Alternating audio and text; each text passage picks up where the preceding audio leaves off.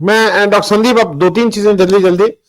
एक तो यूपी की बात कही विवेक जी ने, ये एफआईआर जो कर रहे हैं सबसे ज्यादा हमारे यहाँ गाजियाबाद में किए, ये ज्ञानेश गुप्ता जी की लड़की ने 60 एफआईआर कर दी है, केवल वही डीएम है वहां की, वो 60 एफआईआर उन्होंने ही कर दी है। तो ये मैं इसलिए कह दे रहा हूँ कि ये बताना जरूरी था। दूसरा, अजीत पवार ने बिल्कुल खुले मन से कहा है कि वोट तुम्हारे पास है, नोट हमारे पास है, अगर वोट नहीं दोगे तो नोट नहीं मिलेगा। ये उन्होंने खुले मन से एज मंत्री कहा है।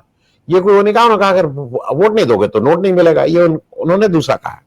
दूसरा, मैं ये चेक कर लिया, मैं जो पूरा 1,000 रुपए में 12,000 रुपए सालाना बीएलओ का पारिश्रमिक होता है। एसआईआर जब किया था तो वैसे 2,000 रुपए है कि एसआईआर या एसआर होगा। बिहार में उन्होंने अलग से एक निकाला था कि अगर एसआईआर कर रहे हो तो 6,000 रुपया देंगे, उस 6,000 का एक्स्ट्रा पैसा देंगे। 6,000 का खुलासा समझ लीजिए, जून से एसआईआर की प्रक्रिया शुरू हुई थी, 30 सितंबर 2025 को उसकी फाइनल लिस्ट निकली थी, जो प्रेस नोट था। 120 दिन में 6,000 रुपया 50 रुपए पर डे से कम आता है, या अगर 8 ही घंटे, हालांकि ये जो बीएलओ है 8 घंटे से ज्यादा काम करना पड़ रहा है, क्योंकि वो तो मैं अपने गांव पे देख ही रहा हूं। अगर 8 घंटे की ड्यूटी मान लें तो करीब 5-6 रुपया घंटे के हिसाब से इनको आपने लगा दिया है। 6 रुपए घंटे में आज की तारीख में अगर कोई भी मुझे मिल जाए हिंदुस्तान में, अगर आप अपने घर के बाहर, उसको कुछ काम नहीं, यहां बैठे रहो, 6 रुपए घंटे पे अगर कोई मिल जाए तब भी देखने की बात है। तो ये इस देश में आपने एक बधुआ मजदूर से भी गए गुजरे, आपने बेगारी का करने का ये काम कर दिया। और मैं इसलिए, ये कोई वो बात नहीं है, बिना स्टेट गवर्नमेंट के आप को कॉन्फिडेंस में लिए आप ये प्रक्रिया नहीं कर सकते। स्टेट गवर्नमेंट के काम बाधित होते हैं। मैं डॉक्टर संदीप एक चीज और आपसे पूछ लूं, ये जो बार बार कहना ना घुसपैठिया आ गए, घुसपैठिया आ गए, मैं कहना नहीं चाहता था क्योंकि एक सेंसिटिव मामला है, लेकिन फिर शेख हसीना को बांग्लादेश तो कह रहा है कि वो वहां हत्या के आरोपी हैं, उनको वापस करो। आप क्यों रखे हुए हैं? उनकी क्या स्टेटस है? ये इस देश के किसी को तो बताना चाहिए ना उनकी स्टेटस क्या है। No one, everyone is silent. उस देश वहां पे वो उनको मांगा जा रहा है कि इनको वापस करिए। ये तो हमारे यहाँ उनको, उनके ऊपर हत्या के आरोप है, आरोप नहीं, माफ कीजिएगा, आरोप नहीं है, हत्या के उसमें वो दोषी हैं। अब वो आरोप से क्या आगे हो गया, वो तो यूएन वाला जो उनका होता है वो ऑलरेडी दोषी है। मैं एक चीज और जो मैं शायद विवेक जी हम लोगों को भी एक क्लैरिटी लानी होगी, ये बना दिया गया है पॉलिटिकल पार्टी की लड़ाई। ये पॉलिटिकल पार्टी की लड़ाई नहीं है, ये आम नागरिक की, ये हमारे और आपके वोट जा रहे हैं भाई। जब पॉलिटिकल पार्टी तो तब आएगा जब, और मैं इसका एक उदाहरण बार बार देता हूं, और मैं डॉक्टर संदीप उसी से शुरुआत, मतलब उसी से आपका चाहूंगा। डॉक्टर संदीप लखनऊ में रहते हैं, ये बहुत अच्छा काम करते हैं, मैं इनको वोट देना चाहता हूं। इनका एक अपना है, ये लोगों के लिए दौड़ते धूपते हैं, उनकी बीमारी आराम में ये सब जगह काम करते हैं। ये भी वोट, ये इलेक्शन लड़ना चाहते हैं, और ये बहुत कॉन्फिडेंट है कि इन्होंने इतना काम किया है कि लोग इनको वोट देंगे। ये बीएलए कैसे बना? ये क्योंकि इलेक्शन कमीशन एक सिर्फ यही काम नहीं कर रहा है, वो बीजेपी के उन सारे जो भ्रष्ट और वो लोग हैं उनको घुसाने का काम कर रहा है, उनको लीगल स्टेटस देने का काम कर रहा है। लार्जर क्वेश्चन है, और इसके लिए डॉक्टर संदीप यादव, जो परकाला जी ने कहा था, जो साहू साहब ने कहा, he has used a word कि ये देश का पॉलिटिकल जेनोसाइड है, कत्लेआम है, राजनीतिक कत्लेआम है इस देश का। क्योंकि आप अगर मुझसे मेरा वोट देने का अधिकार छीन ले रहे हैं तो ये it amounts to political genocide, जो 10% लोगों का बिहार में ऑलरेडी पॉलिटिकल जेनोसाइड किया जा चुका है। अब इसको, ये पॉलिटिकल लड़ाई है कि आम नागरिक की, क्योंकि हमें लगता है इसको पॉलिटिकल रंग दे देने से लोग उसमें फंस जा रहे हैं कि मैं उस पार्टी का, मैं इस पार्टी का, मैं उस पार्टी का। ये इट इज बियॉन्ड दैट। मैं इस पे अब आपकी डॉक्टर संदीप, ये जो बीएलओ वाला मामला है पूरा, उस पे जी। बीएलओ का जो मसला है, 5 लोगों ने अब तक आत्महत्या कर ली है और 9 लोगों की जान गई है, और उससे जुड़े हुए कई कर्मचारियों की जान गई है पश्चिम बंगाल में। बहुत ही दुर्भाग्यपूर्ण है और दुखद है। और जो ये सरकार कर रही है, इसको बहुत पहले करना चाहिए। सरकार तो ऐसी है जिसने हर 10 साल में जो आंकड़े जुटाए जाने चाहिए, जनगणना होनी चाहिए, वो नहीं किया है। सरकार तो ऐसी है कि उसको कैसे भी चुनाव जीतना है, क्योंकि भारत में कितने गरीब हैं, कितने बिलो पॉवर्टी लाइन गए हैं। अब आपको मैं एक एग्जांपल बताता हूँ कि बिहार में जो कास्ट सेंसस का सर्वे हुआ था, उसमें 20-30 लाख लोग नए जुड़े थे गरीबी रेखा के नीचे।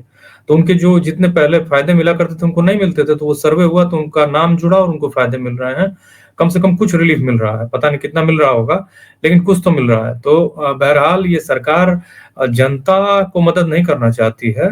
वो देखिए उसको कैसे भी सत्ता में रहना है। और ये सीधी सी बात है कि भारत के नागरिक, पॉलिटिकल पार्टी कौन है? कोई भी पॉलिटिकल पार्टी जैसे घर जो होता है केवल ईंट और मतलब सीमेंट से बनी हुई बिल्डिंग नहीं होती है। घर जो होता है उसमें बहुत सारी चीजें होती हैं, मानवीय रिलेशंस होते हैं, इमोशंस होते हैं, सब कुछ होता है, उससे बनता है। उसी तरह से पॉलिटिकल पार्टीज जो हैं वो कोई हवा में तो है नहीं, उनके सपोर्टर्स हैं, लोग हैं, सब कुछ हैं। पॉलिटिकल पार्टीज भी कहीं ना कहीं इसमें गड़बड़ियां कर रही हैं और लोग भी गड़बड़ कर रहे हैं। मैं पॉलिटिकल पार्टीज पे तो कभी जाता ही नहीं हूँ। लोगों को अपने अधिकारों के प्रति जागृत रहना चाहिए। जैसा कि खास करके मैं लोगों को ब्लेम नहीं कर रहा हूँ, लेकिन लोगों को कम से कम अपने अधिकारों के प्रति एकदम अलर्ट रहना चाहिए। जैसे जो बातें कह रहे थे अभी हमारे जो नागपुर के जो वरिष्ठ पत्रकार हैं, उन्होंने साफ साफ कहा कि इंस्टीट्यूशनल और कॉन्स्टिट्यूशनल सारी चीजों को कॉम्प्रोमाइज कर लिया गया। एकदम सीधी बात है।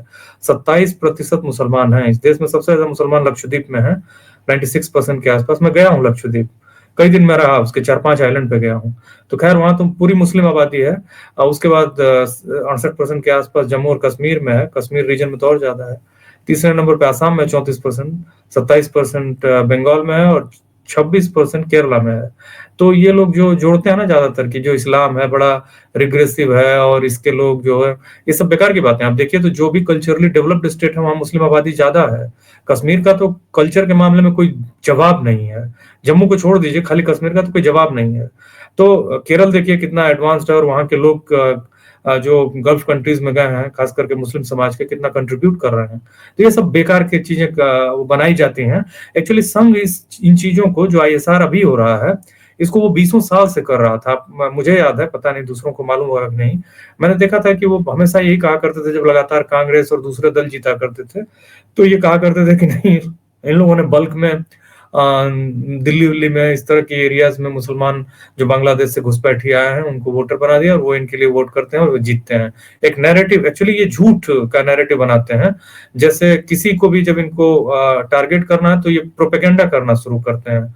और एक्चुअली दुर्भाग्यपूर्ण यही है कि इनका झूठ के लिए प्रोपेगेंडा जो ये मेहनत से कर रहे हैं वो सफल है, और जो सच की बात है वो विपक्ष पूरी सिंसियरिटी के साथ नहीं ला पा रहा है। हर फ्रंट पे, जैसा मीनू जी बोल रही थी, ये सरकार फेलियर रही है। कहीं कुछ कोई अचीवमेंट है ही नहीं, उसको बार बार दोहराने का भी कोई मतलब नहीं है। एक कोई काम कोई बता दे जहां ये सरकार मतलब पास थी, या उसने कोई बहुत सक्सेसफुल काम किया, कोई पी पॉलिसी को इम्प्लीमेंट किया जिसमें ये बहुत सफल रहे हो, चाहे ये फॉरेन इन्वेस्टमेंट्स को लाने का मामला हो। इनफैक्ट ये कई तरह का करप्शन कर चुके हैं। जब उसकी जांच होने लगेगी तो बहुत सारी चीजें स्पष्ट होंगी। तो मुझे लगता है कि हर फ्रंट पे फेलियर हैं और हर फ्रंट पे इनका बड़ा बुरा हाल रहा है। तो ये जो BLOs का मसला है ना, जल्दबाजी में, जैसे तुगलक था ना, तुगलक तो खैर हम लोग जब स्कूल में इतिहास पढ़ा करते थे तो कहा जाता था कि तुगलक एक बहुत ही काबिल शासक था, लेकिन उसकी जो कुछ नीतियां थी उसको पागल शासक कहा जाता था, कि उस बहुत जल्दबाजी में लागू करता था। खैर वो तो फिर भी उसके पास विजन थी। जब एक विजनलेस राजा जो है बिना विजन का काम करे तो सोचिए देश का कितना नुकसान कर रहा है। तुगलक ने तो जल्दबाजी में दिल्ली से दौलताबाद अपनी राजधानी बदल दी, और दौलताबाद अब आप सोचिए कि वो इतना ज्योग्राफिकली अलग था, और उस समय तो कोई बुलेट ट्रेन भी नहीं थी, और लोग पैदल गए, गाड़ी घोड़ा हाथियों पे गए। हम लोग स्कूल में पढ़ा करते थे, मर गए काफी रास्ते में गए, मराठी बोलते थे लोग वहां, बहुत सारी दूसरी भाषाएं थी, कल्चर था, अलग था, फेलियर हो गया, फिर वो वापस आया। तो ये सब जो SIR पूरी दुनिया के देशों में ये जो स्पेशल इंटेंसिव रिवीजन कर रहे हैं, हर देश की जो इलेक्शन कमीशन होता है या इलेक्शन करवाने वाली संस्था होती है, चाहे अमेरिका हो, चाहे ब्रिटेन हो, चाहे कनाडा हो, ऐसे 10 देश हैं, नाइजीरिया तक देश है जो हर साल या कुछ साल पे अपनी जो वोटर लिस्ट है उसको अपडेट करता है, उसको देखता है, तो ये तो इनका काम था। ये उसको कितनी ईमानदारी से कर रहे हैं ये तो सभी देख ही रहे हैं। इन्होंने माने पूरे पैमाने बना रखे हैं। इन्होंने विपक्ष के नेताओं को तो जब जब मॉडल कोड ऑफ कंडक्ट में वो थोड़ा सा भी चूके उनको टारगेट करने से में कोई कसर नहीं उठा रखी, उनको पूरा पुरजोर एकदम बेइज्जत किया, टारगेट किया। और इनके नेता चुनाव में गालियां दे रहे हैं, भड़काऊ क्या है, मैंने सांप्रदायिक दंगे भड़काने वाले नारे लगा रहे हैं और उनको सवाल तक नहीं पूछा जाता है। तो ये जो है भारत में ये नया युग है, ऐसा युग है जिसकी, सही कह रहे थे विवेक जी, कि इसकी लड़ाई वो सब बेकार की बातें हैं कि अब चुनाव से, बैलेट से और ईवीएम, एकदम एकदम नहीं, सड़क से और रोज रोज लड़नी होगी, आपको हर घंटे लड़नी होगी, हर क्षण लड़ना होगा इनसे। इस तरह के जो मायावी धूर्त लोग हैं, मायावी हैं ये, इन्होंने सारी सत्ता पर काबज कर लिया है। ये हर सत्ता की जो संरचना है उस पे कब्जा कर चुके हैं ये। तो इनसे जो संघर्ष है वो सड़क पर हर क्षण और करना होगा, तभी जाके भारत की जो जनता है उसके इंटरेस्ट को बचाया जा सकता है। मतलब उसके मतलब भारत में जो स्ट्रक्चर है, सही बात है कि जो जुडिशरी में जो सज्जन आ रहे हैं, अब उससे उस जुडिशरी का कितना भला होगा, कितना नुकसान होगा, ये तो खैर अब भला तो ज्यादा दिखता नहीं है, लेकिन पिछले 10-12 सालों से जो हो रहा है भारत में बहुत ही भयावह और दुर्भाग्यपूर्ण है।